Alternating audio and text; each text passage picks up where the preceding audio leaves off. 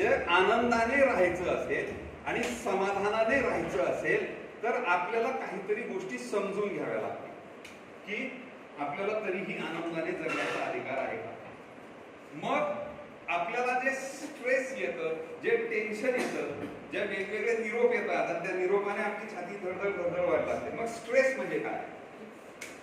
Stress म्हणजे अशी घटना जी तुमच्या माझ्या छातीची धडधड वाढवते. तर तुम्हाला जर कुठल्याही कारणामुळे धडधड वाढत असेल आणि ती काही काळ राहत असेल आणि काही काळानंतर ती निघून जात असेल तर अभिनंदन, तुम्ही अत्यंत नॉर्मल आहात, काही प्रॉब्लेम नाही. जर काही काळ राहून ती निघून जात असेल तर.